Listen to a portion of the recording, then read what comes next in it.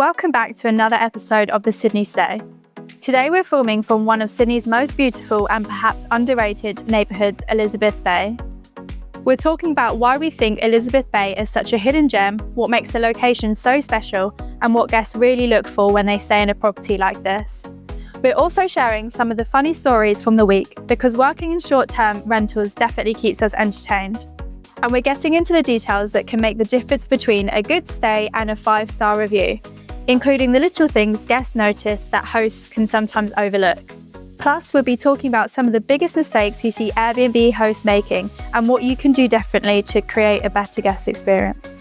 And Jasmine's been busy behind the scenes too, with an exciting filming session at one of our properties, so we'll be sharing a little more about what she's been up to. We've also got some very exciting things happening at Guest Realty, with new properties coming to Bondi and Manly that we can't wait to show you. So whether you're a property owner, an Airbnb host, or simply love discovering beautiful parts of Sydney, there's plenty in this episode for you. Welcome to the Sydney Stay, Elizabeth Bay edition. Welcome back to another episode of Sydney Stay. Thank you for joining us. Today we are filming from a beautiful suburb called Elizabeth Bay. Yeah, I absolutely love Elizabeth Bay because it's not the first suburb that you think of when you travel to Sydney, but if you come here, you've got beautiful harbour views, gorgeous homes, and cafes and restaurants at your doorstep. When I first arrived in Sydney, I'd never heard of Elizabeth Bay. I didn't really know what the crack was about here, but it's lovely. Yeah, I think we chose this one because it's like a hidden gem because not too much people know about this place, right? Yeah. Because they always want to go to the city to be good connected. But this place, when the people arrive, they discover it.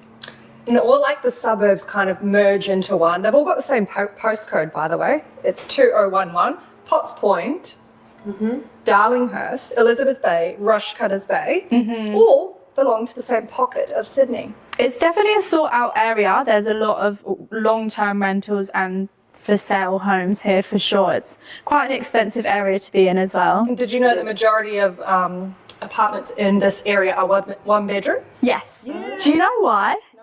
So we went to an Airbnb that last event we went to, and I was just speaking about King's Cross and how it had such a bad rep back in the day. And I was speaking to an older couple who actually have a 1-bed apartment here in Elizabeth Bay. And I was like, why is it all just apartments in this area? And he said, so after the war, Australia had lost the most amount of men per country. So when the women went back to their normal lives, they could no longer afford all the massive homes. They no longer needed the homes because they weren't marrying the men and everything. So they decided to knock down all the mansions and build these rental units. I was like, oh, I wouldn't have known that. Yeah, and now when I drive here, I'm actually like, you know what, I can see how they're separate, used to be massive homes, but now it's just a rental building. Yeah, but you do get those big, beautiful homes that are still not restored, but they're still kept in the same condition. Yeah, they're all quite older buildings as well. They've been renovated on the inside. And yes, I think, each suburb has different vibe, no? Bondi, for example, made you go out, enjoy, Bronte made you go into yoga in the morning. Yes. This one made you slow down and take a wine in the terrace, no? It's very I think peaceful. it's the views, yeah. Yeah, it's very good connected, but it's not without the stress of the city.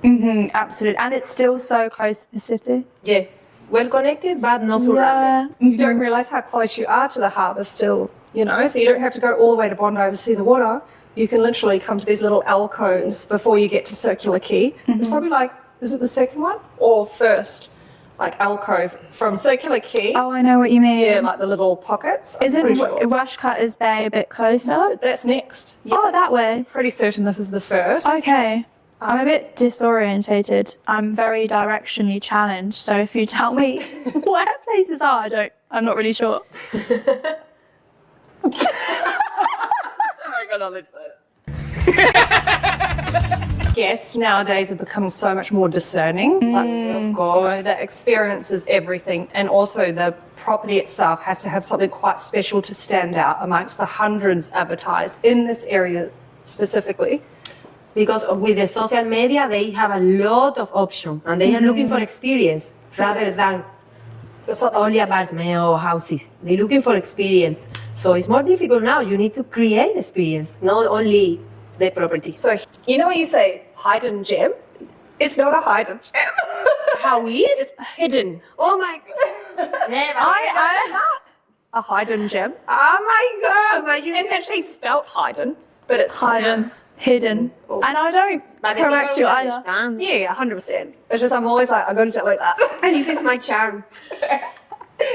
That's what makes you unique. Yeah, we love it. So it's better Joy. don't learn more English, right? Just Yeah, stay like this forever. It's fine.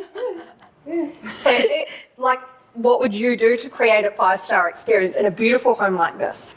I think the 5-star review is not to chase the 5-star review. You need to create the condition to deserve it naturally. Yeah. So yeah, you need to focus in all the details, light, cleaning, linen, scents, everything, because all these small details create the experience. And it comes like well before a guest steps in. It actually goes to the owners when they first present a property to us and how much thought has gone into the pieces of furniture, the order of everything, if it's clutter free. So it really does start from that very moment. Yeah. Absolutely. I think sometimes homes can feel really lived in. And when I think about my home back in England, there's just like so much stuff. People have been in and out of that home for so long. But then you come somewhere like this where it's been styled as like a short-term rental. It's actually feels a bit more clearer. Like, you know, people do live like this. I think this is how she lives. Like this, if I really live like this. Yeah, of course. Yeah, like people actually live immaculately. Yeah. The amount of homes we've gone into, we've seen, you know, some family homes are a little bit different. Yeah. But it depends on the person. No? Some people like the visual noise. Another one, like I don't. I don't like the visual noise because I have noise in my head. So Yeah, prefer- I'm the same. Yeah. So the minimalist. Parts Not are like a okay. hospital. Yeah. Minimalist, but not really. Nice. And paint, Gorgeous. like artwork, makes Yeah. such a difference. You can tell like the difference between like a came up painting and someone that spent $5,000 on it. Like the other night when We have the same. they have the same painting, but Jasmine bought hers for Why did you $20. tell this, my friend? All the This people is were funny. asleep.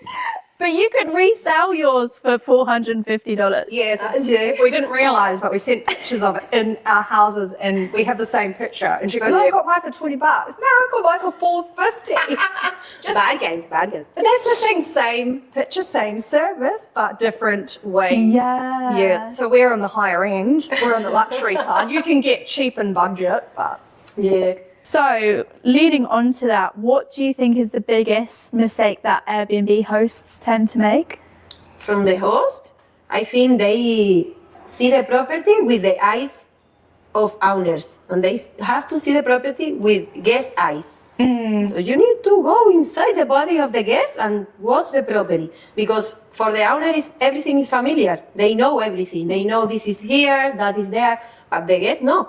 So, for example, someone arrived here and they can find the manual because they can find the Wi-Fi details, for example. That is straight for them maybe. So you know where the stuff is, but the guests no. Yeah, like putting things in plain sight so that the guests can find stuff easily. Yeah. Yeah, So for that, sure. when I do the pre-inspection, I start to work in like this is. I don't know the house, you know? I start to check everything because when you know the house, you lose details. Because Yes. you give like for them, like, okay, this is there. No, you need to watch with another eyes, of guest eyes. I reckon it's like skipping on the detail that a guest is always looking for. Like comfort is number one. So like air conditioning. So the temperature of how a guest feels is number one. Okay, so you've got to have blankets, heaters, air conditioning. The second is light. Sleeping, noise, it's like those little things that are so easily missed. And an owner might say, oh, roller blinds, for example, is got to be nice enough. But think about sheer curtains to block out the blind and then also block out blinds. Does that make sense? Yeah. Like all those tiny little details. All the amenities. Yeah, and some just go, oh, well, my house doesn't have that. But sometimes it's worth rethinking what you could still add as good value that will eliminate like a 4-star review. Yeah, because the first seconds are the most important. For me, for example, is the smell. This is the most important. When I open the door, if the smell is wrong, you lost everything. You don't like fishy smells? No, fish smell. I think smell is the first because it's true. It's the first thing when you go in. Later, the view. You see the mess, you see the order or whatever. But the smell, because it can be very clean and very beautiful, but if the smell is wrong. But beyond that, like guests are saying, I didn't sleep well because the noise, you know? Or the curtain doesn't block out. It's like, or like I was frozen last night. It's like those little things after 24 hours as well. So your first impressions and then after 24 hours. And actually it's really good. Most of them are their homes and they get to experience what it is like. But if as an investment property, it's good to stay in your property. I actually bought my very first investment a couple of years ago in this area, Darlinghurst, and I gutted the whole thing. It was absolutely disgusting when I bought it. It was like... Have you got photos? I've never seen the before. I saw the after, because that's when I'd first met you. Oh, is when that whole thing was going. It was like on the market for at least a year. It was mold ridden, so she couldn't sell it. Oh, and I kind of had a strict criteria because I was a first home buyer. Then I just thought like I could turn anything into an Airbnb, you know, because I know it so well. Yeah, so I went and just gutted the whole thing. And through the process, it took a year renovating. There were like non-negotiables. Non-negotiable was an air conditioning unit. You know, you get pushback from strata saying, oh, you can't put that on the outside of your building. Well, in fact, I thought of a different way. There is no condenser on the outside of the building. So they don't allow that because it's heritage listed. But then we looked at like an Italian model where it sits on the inside and all it is like a drainage on the outside. Yeah. Like a tiny little pipe. So yeah, they approved that. So we got aircon in and then air circulation. You know, if you don't... You've got the humidifier, haven't you? Yeah, but like the main thing was like those ceiling fans. Yeah. What else do I do? Like dishwasher, non-negotiable, washing machine, dryer, non-negotiable. Yeah. Those arches you put in. Yeah, I made it quite unique, right? You did. It was so nice. Well, the original design was like a square. Like really, like, oh, it was hideous. Anyway, I'll show you pictures. Yeah, and then we put curves in. Yeah, curves make natural because you need to follow the forms of the nature. It makes it feel softer. Like, I don't know. It's very in trend though. Yeah, it is. From like the Greek, like, you know, those white homes with all the arches. Yeah. Greek Italian homes. But anyway, so it's been going for 2 years. Yeah. And it smashes it. I don't get one complaint. So good. 5-star reviews, top. And you're a super host personally, aren't you? But we are also as a business. Yeah. Yeah, and they're like, you get favoured. If you keep getting 5 stars, you get like a guest favourite. Yeah, and I learned in that Airbnb webinar that the actual Australian, New Zealand Airbnb team, they said that if you have a guest favourite badge, because that's so trusted in like the Airbnb world, that you're more likely to get booked and rebooked again, because it's like relying on the other people's opinions, as opposed to you could jazz up any listing but have a really bad like host experience. So when it's like voted by other people, everyone like goes crazy for it. But saying that, Roland is a guest favourite, and that's been quite quiet. I think just the market's Roland is very cute. It's so nice, and it's a guest favourite. It does well in summer, but this winter's been a bit slow. Interesting. I think the beaches do quieten down. Yeah. That's normal because it's so touristy. But where the inner city, it's consistently busy because you've got business people coming through. Anyone that like just wants to say just out of the city, you've got this direct area. So yeah, there's kind of a little bit of a difference from Bondi as opposed to Darlinghurst. Yeah, for sure. This specific apartment does really well as well. I think this area is for people that want to experience Sydney, but like a local. Yeah. Not like the craziness of the city. So here you can feel like a local, go to the restaurant, go to the coffee with the dog. It's more like, you know, you don't feel that? Yeah, no, for sure. It's definitely less busier than Bondi, the beaches. Yeah, the city. Yeah. Yeah. And actually, it's good to parking Like I added parking onto my Darlinghurst one after like a year and a half, and man, it's added so much more value. Yeah. In the quieter periods, if you don't have a car space, you're competing with people that do. Okay. How did you get that space? Yeah, well, you just put letterbox drops into your neighbours' car spaces, your neighbours, Yeah. and then most You of them just rent them ask? out. But yeah, mine Oh, was so good. a strata building, and I met the next door neighbour when I was renovating. Because if the house is amazing, gorgeous, because I learned a new word, gorgeous, because I always say amazing 100 times. So the property can be gorgeous, but if they are 20 minutes or 30 minutes looking for parking, It's annoying. they're gonna say, yeah, very beautiful, but annoying. It's not a full experience like everything was amazing. For sure. I say amazing.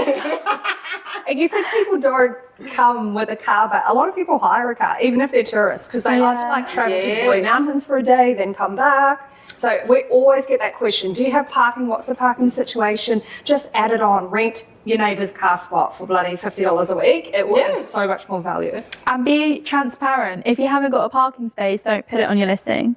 If it's hard to park, do let them know, because that would be, from a guest point of view, that would be really annoying to say, oh, you could just park right outside. But unfortunately in Sydney, it's not necessarily the way. No, it's not easy street parking. Even though it's free, everyone's scrambling for a street park. Yeah, for sure. Prevention is the best thing for this, because if you know you want to have complaint about the parking, so go for the mailbox, put some notes or find people to avoid the problem. There is like websites nowadays, like a third-party website that people put their car space for rent. It's called like Park Hound. Yeah, so we also recommend that, and you can see like who's renting their space out. Or you just look for the local car parking lot. In Marketplace, a lot of them.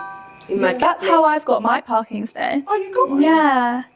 Recently? No. After maybe like a couple of weeks of using Jasmine's spare one, I found one nearer to mine, just off Marketplace. It was very expensive.